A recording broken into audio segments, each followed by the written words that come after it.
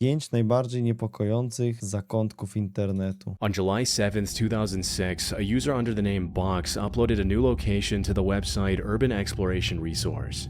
The listing looked routine, an abandoned hotel in Atlanta. But buried in the photo gallery was a horrifying set of images that would set off one of the darkest internet mysteries that remains unsolved.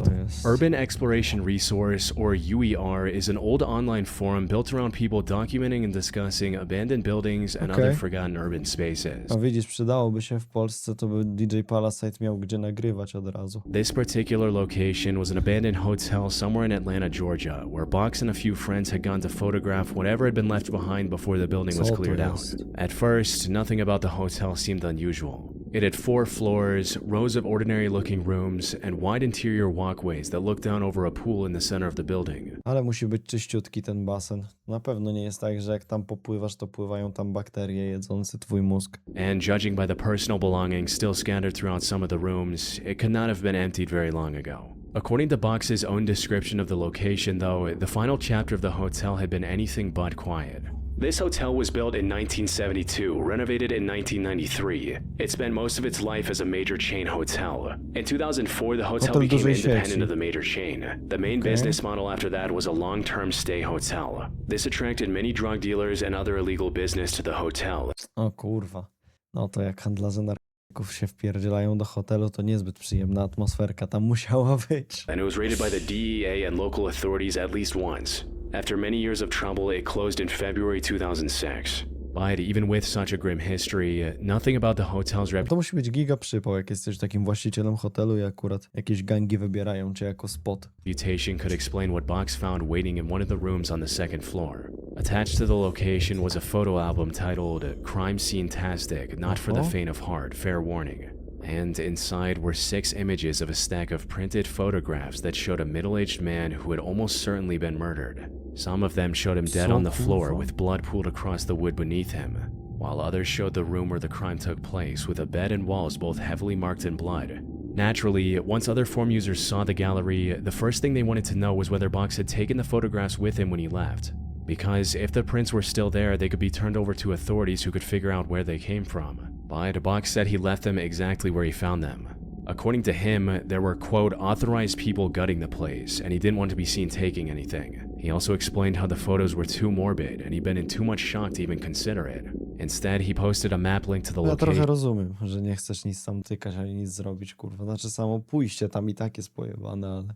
So anyone in the area could go and retrieve the photos for themselves. But when one of the users visited the very next day and searched through the building, the photographs were already gone. Zabrali. Now, one explanation could be that Box had taken the photographs from somewhere else and attached them to his post for attention. One user even asked if the photos were fake snuff.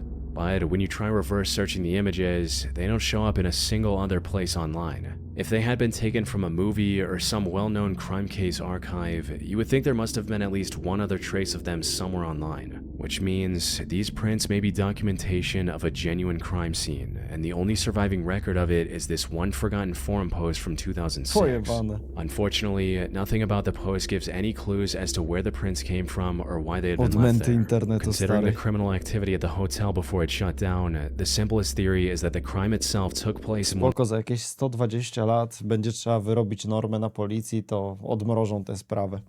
of the rooms, and the photos were taken by whoever did it. Maybe they were supposed to be trophies or some kind of record the killer never expected anyone else to find. And if the building really had been raided before it closed, it isn't hard to imagine someone fleeing in panic and leaving the prints behind along with everything else they couldn't take with them. However, there are some problems with this explanation. Firstly, in the photos Box uploaded, the hotel rooms clearly appear to have carpeting, but the crime scene captured in the prints has wooden floorboards. Oj. On top of that, if the crime had happened somewhere inside the hotel, you'd expect at least one of the explorers wandering through to stumble onto the room with walls and bedding soaked in blood. More importantly, some of the black and white photographs in the stack show the same body on a white surface that looks more like an autopsy table than anything inside an abandoned hotel room. This suggests the victim was found and processed by authorities at some point, so these prints could have belonged to someone connected to the investigation. Mogli wszystko wziąć po prostu stamtąd, nie? Or to a case file where those images have been preserved as evidence. But even though this theory feels far more plausible compared to the idea that the killer simply left them behind, there's still no solid proof that connects the photographs to a real case. Looking through the missing person reports from the Atlanta area from that period doesn't include anyone whose details match the victims in the photographs. This might suggest the crime happened years before the pictures were discovered, or in a completely different part of the country. Unfortunately, this is where the trail simply stops. Even 20 years later, there is still no answer for why someone would carry evidence of a horrific murder into a building scheduled to be torn down, only to toss it into a pile of old clothes and just leave it there. Dobra, to trochę On pojebane. February 26, Następna sprawa. 2026, a series of videos began spreading throughout the unregulated Niedawno. corners of the internet, capturing what would soon become one of the most horrifying crimes in Poland's recent history. At first, O the footage kurwa, ty, Polska. Co jest grane? 5 miesięcy temu. gave viewers almost no context for what they were seeing. It showed a teenage boy standing in a garage, calmly swinging an axe through the air, Czekaj, like he was czekaj. practicing to hit something. But the next clip revealed exactly what No that dobra, tylko że potem się okazało, że tak naprawdę to był pasza z siekierką w programie sabotażysta. Nie, no nie, ale to wiemy, co to jest za sprawa. practice may have been for. For this video, the camera was inside a home late at night.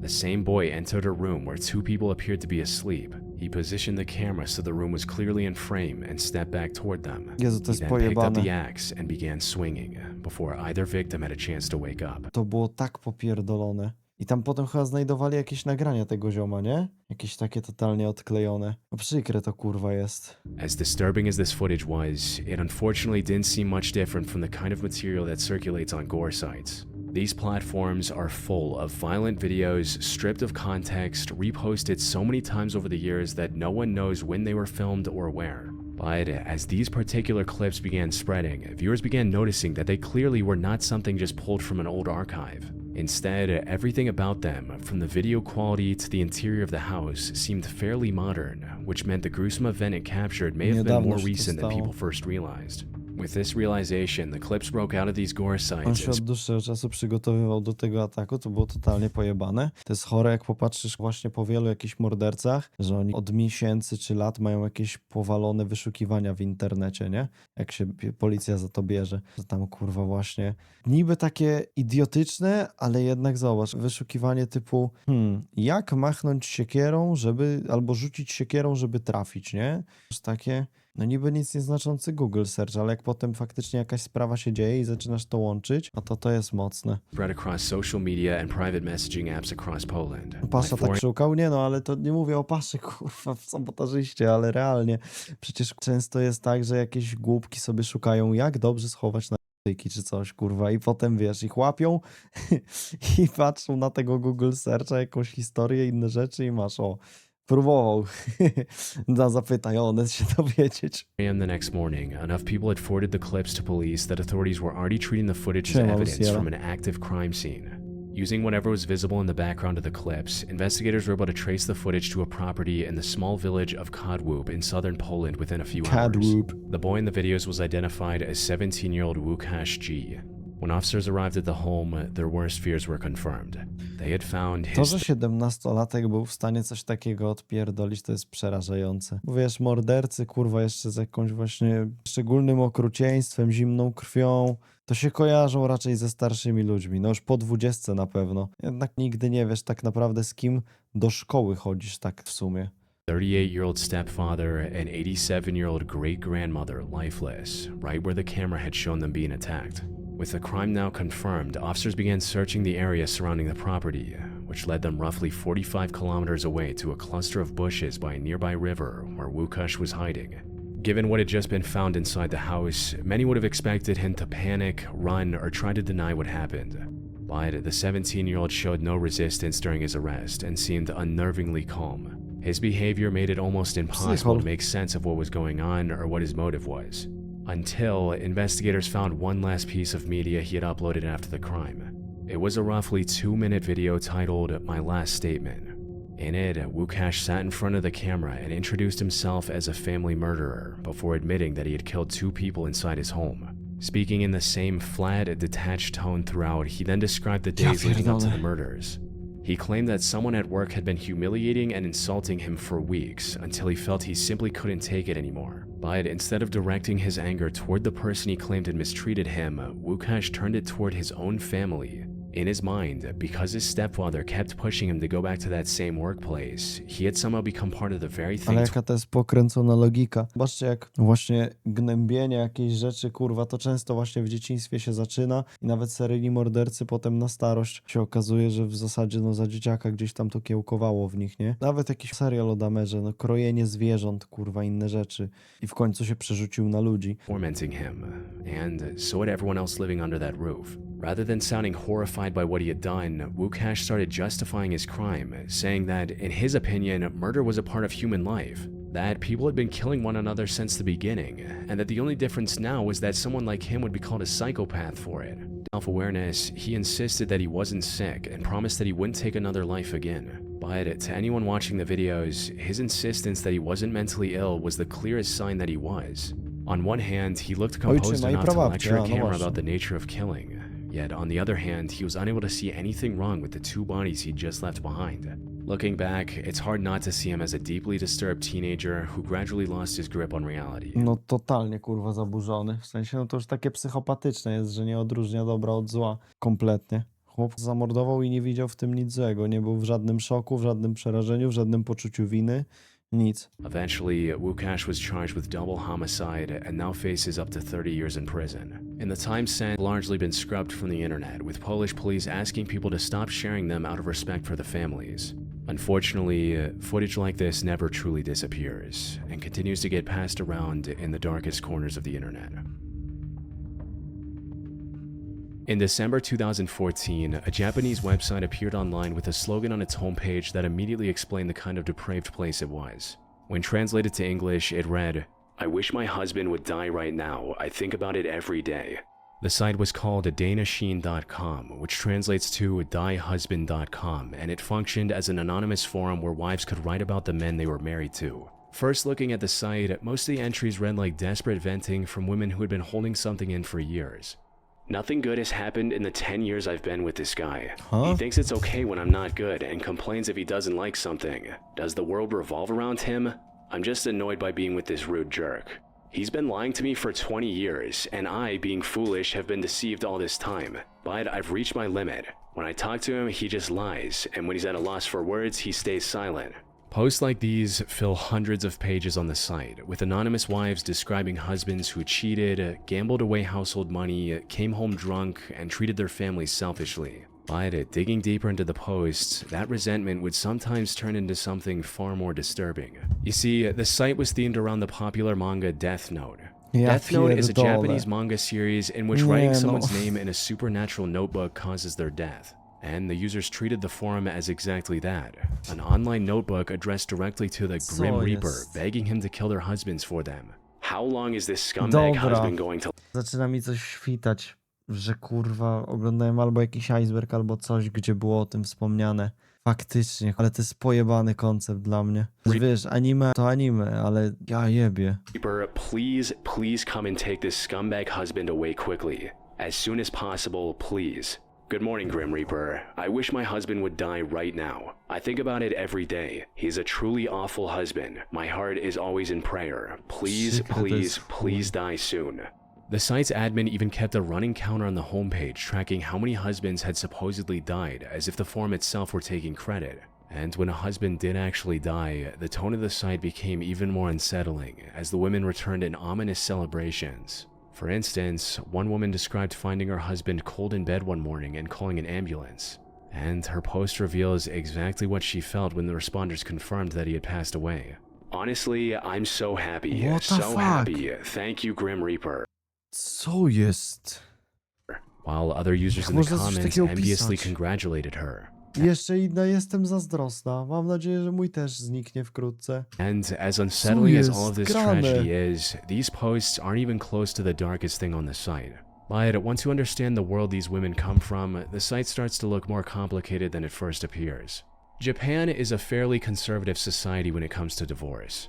The simplest way to end a Znaczy, marriage to jest o tyle ciekawe, że one faktycznie mogły żyć w jakichś popierdolonych relacjach, wiesz, być wykorzystywane, bite i tak dalej. I o rozwód ciężko, kulturowo to pewnie też nie jest najlepiej widziane, znając Japonię, więc one serio mogły mieć przejebane w życiu, ale i tak po jest to, że taka strona istniała i laski normalnie piszą, kurwa, oby mój mąż zmarł, nie? Dla mnie koncept chory. Ale no ciężka sprawa. Marriage is through mutual consent. If the husband refuses to sign the divorce papers, the wife is forced through mediation and lengthy court proceedings just to get out of a life she no longer wants to be in. Even after separation, most women face judgment from their own families and communities, because divorce carries a level of shame that makes leaving feel like a public failure. And for single mothers, it's even worse, as the pressure is often tied to money.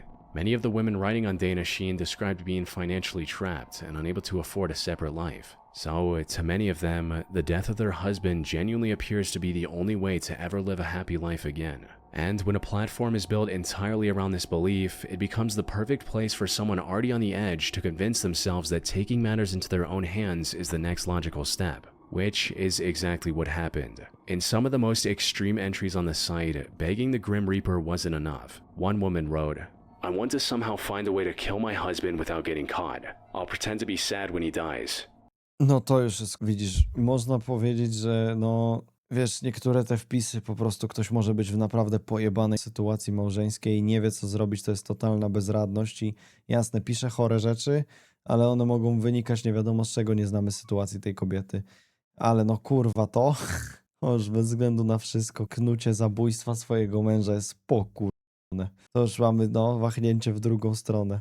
Sadly, she wasn't the only one. Some depraved users admitted to preparing bug-infected food and feeding it to their husbands to make them sick. But a few went even further and outlined step-by-step instructions on how to poison a husband by lacing his drinks with drugs that shut organs down slowly without raising suspicion.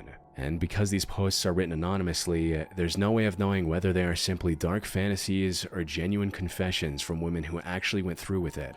Which, Szczerze, kojarząc jak to w Japonii wygląda, właśnie też jakie konserwatywne jest podejście do tych relacji, jak to tam wszystko działa, to nie zdziwiłbym się, gdyby to było totalnie prawdziwe, to co one piszą i szczere. suddenly makes the death counter a lot harder to look at.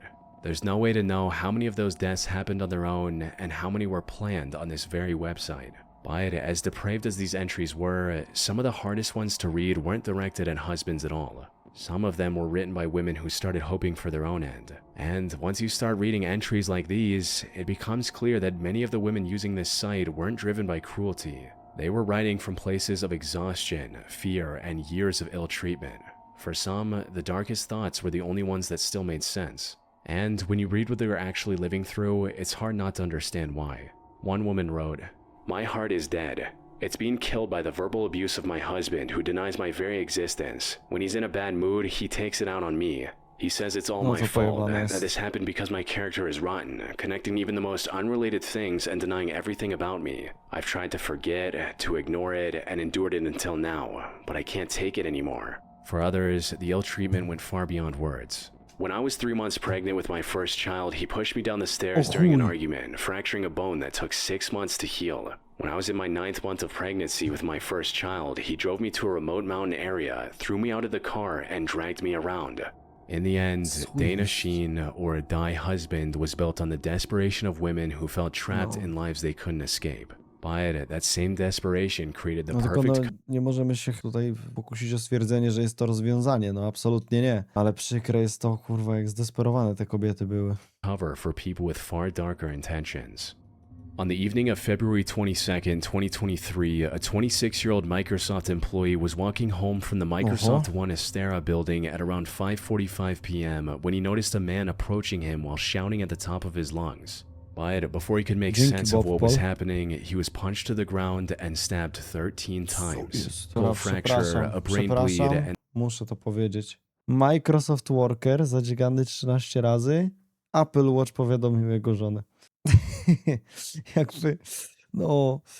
lasted roughly 10 seconds, but it was enough to leave him with a skull fracture, a brain Ironic bleed, trochę. and nerve damage in both his hands. Just as suddenly as it had Dzięki, started, it Nightbright. stopped. A few Nightbird. bystanders shouted at the attacker, but he simply fled the scene and walked down the street to his own apartment roughly 4 blocks away, leaving a trail of blood that a SWAT team would later follow straight to his door. The Co attacker was debil. identified as 27-year-old Joseph Richard Cantrell, who was also a software engineer at Microsoft. That connection immediately led police to suspect a workplace rivalry. But according to the victim, he had never seen Joseph before in his life, and the two didn't even work in the same building. So, the more investigators learned about the attack, the less it looked like Joseph had been targeting someone he knew. And the only place that seemed to offer any explanation was Joseph's own website. When the investigators went through his personal computer, they found a hidden link to a text file. It was a 234,000-word journal that Joseph had been writing for years and uploaded to the internet just hours before he carried out the attack. And somewhere inside those pages was the answer to why a random Microsoft employee nearly bled to death on a sidewalk that evening. But to understand what was inside the journal, you first need to understand what Joseph believed about himself. And the clearest window into that was the About section on his website. Alongside other surface-level information, Joseph wrote about experiencing what he called neural disturbances, where he claimed to have danced and conversed with processions of rainbow ghost women who kept him company through the night. Oj, to tam już wysoko, kurwa, było w tej główce chyba. So, before the journal even began, his own introduction already suggested a mind that wasn't interpreting reality in an ordinary way. And those hallucinations would appear again and again throughout the journal, often during some of Joseph's most important decisions. He had given himself a diagnosis, neural deceleration disorder, a condition he believed caused his neurons to fire at a slower rate, leaving him intellectually suppressed unless he corrected it himself. And the way he corrected it would be the first of many unsettling things revealed throughout his journal. Although Joseph had tagged the file as fiction, his introduction said the exact opposite. According to it, the journal had started as a way to track his drug usage, but eventually became what he described as an overall life journal and literary practice. What followed was a 20-page long catalog of every substance Joseph had consumed. 20-stronicowy katalog substancji, które przyjął. O ja pierdolę. Jaka tam sieczka z mózgu musiała być. In an attempt to treat his self-diagnosed disorder. But Joseph didn't write like someone trying to break free of an addiction. He wrote like a scientist reviewing data. He described amphetamines as his ticket to life, the substance he believed was the only thing correcting his disorder, and he promised to remain addicted until he died. At high enough doses, he wrote, they produce rainbow women and even a white light. After the drug catalog, the journal shifted into a chronological account of Joseph's life, starting from before his birth, his mother's drinking and smoking during pregnancy, and his father being estranged before Joseph even arrived. Within the first few entries, znowu ślady w dzieciństwie, nie? Patologii. Joseph revealed that he'd been prescribed Adderall for ADHD while he was still in kindergarten, and that he had renounced his faith by 7 years old. The further the journal went, the heavier the entries became. Eventually, to Joseph... przykre jest, że w sumie dużo osób, które popełniły naprawdę chore rzeczy, no wiesz, gdyby tak się zastanowić nad jakimś efektem motyla, może by nigdy do tego nie doszło, a ich głowa byłaby w zupełnie innym stanie, gdyby po prostu, nie wiem, urodziły się kurwa w lepszym miejscu, w lepszym czasie, w lepszej rodzinie, nie? Made it out of Columbus and into Georgia Tech, where he earned a bachelor's degree in computer science. On paper, it was a remarkable achievement for someone who had grown up in poverty. But the journal made it clear that as his abilities grew, so did his obsessions. He taught himself game development and immediately put that skill to use building a series of deeply disturbing projects that he proudly displayed on his website. Like Prophet Launcher, a 2D shooter where the player guns down an endless wave of religious figures including Jesus, Buddha, and others. Its tagline read, "Aim to offend the pillars of humanity's most sacred," and it was eventually banned from both Steam and the Google Play Store. But what his games revealed was less about shock value and more about Joseph's own worldview. They reflected a pattern of hostility towards specific groups that would only deepen over time. Because as the journal entries moved into his adult years, the tone shifted from clinical self-observation to something much more dangerous. With each passing entry, his paranoia grew more serious, to the point where he was convinced that movies were making direct references to his life, which... O kur... No niestety paranoja chyba zawsze jakoś tam progresuje, nie? I zaczynasz szukać coraz większej ilości jakichś rzeczy, których nie powinieneś szukać, że ciebie dotyczą. By the way, is one of the most common symptoms of psychosis. For instance, in one entry from December 2021, he listed dozens of films he believed were a part of a coordinated effort to erase his medical history, give him a disease, and push him toward harming himself. By this point, Joseph had developed a specific fear of Jewish, Black, Brown, and South Asian people, and in his mind, that fear had calcified into an active conspiracy against him. He believed he was being gang-stalked, and he had very particular theories about how it was being done. In one entry from October 2021, he wrote about how Black and Latino gangs were working to get him sued, jailed, or killed, all for their own amusement. To totalnie się zmieniło w jakiś syndrom głównej postaci, ale nie taki chamski, wiesz, dziecinny, tylko po prostu totalnie zryty łeb przez narkotyki.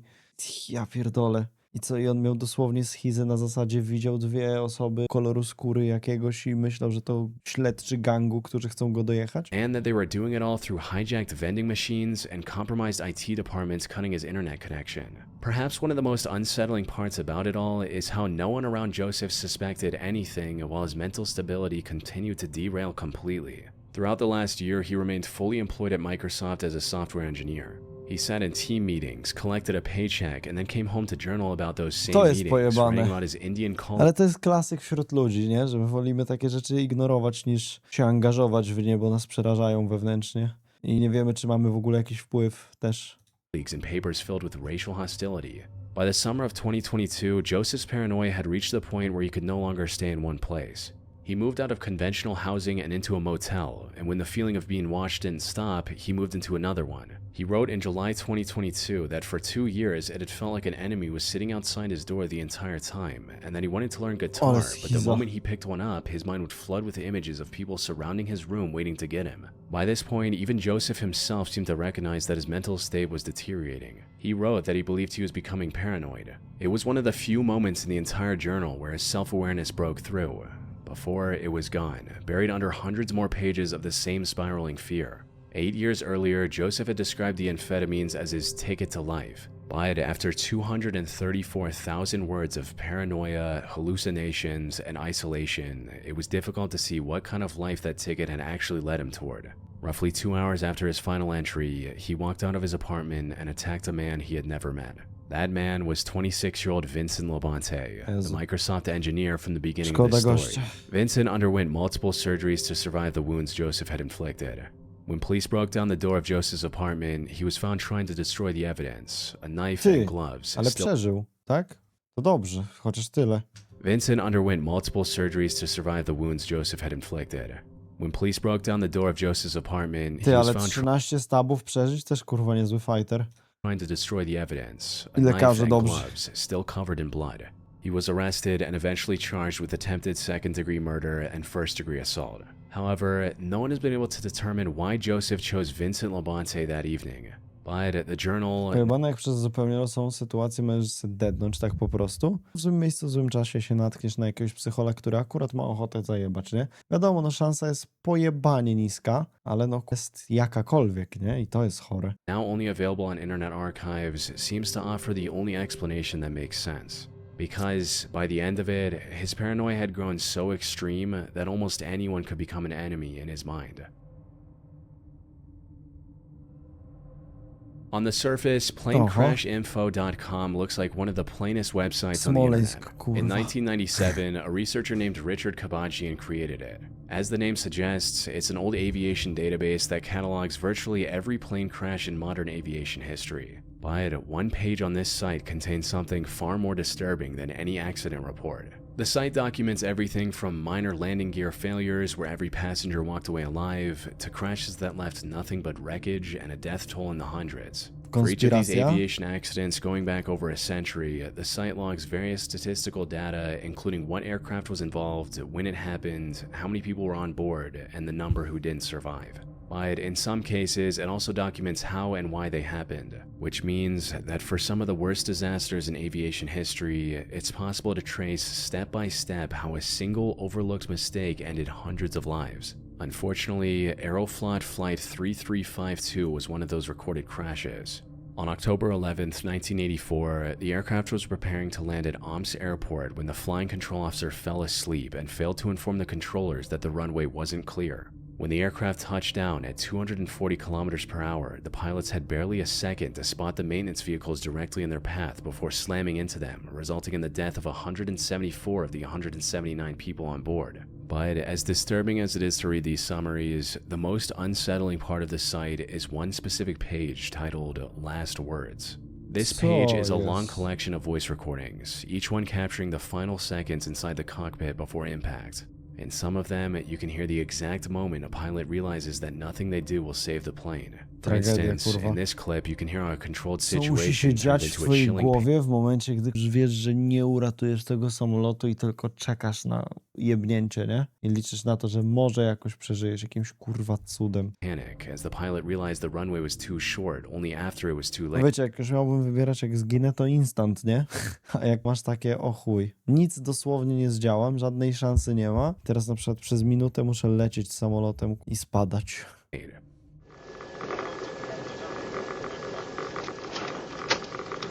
Flaps.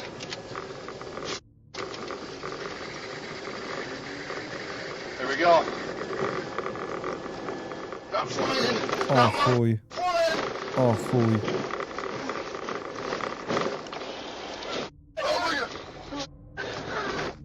That was East Coast Jet Flight 81 on July 31st, 2008, which crashed into a cornfield beyond the runway, killing all 8 people on board. There are dozens of recordings like this on the site, each capturing the final moments from a different crash and a different crew. In some, you can clearly hear warning messages that pilots deliberately ignore. Pull up. Terrain ahead. Terrain ahead. Pull up. Pull up. Pull up. Very low story. Pull up. Control высоты горизонт.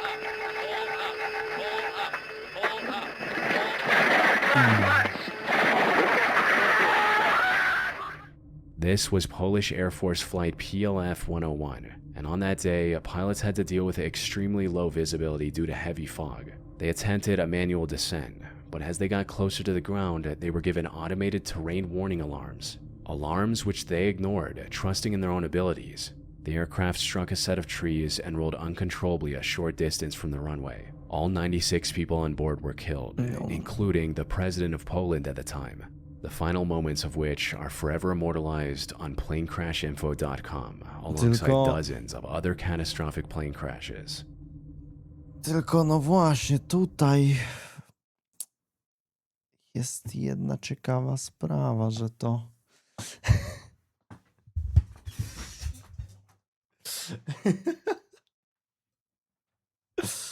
że to może nie była robota tylko samolotu. Nie, no kurwa. Dobra. Mocny filmik w sumie, tak szczerze. Mocny.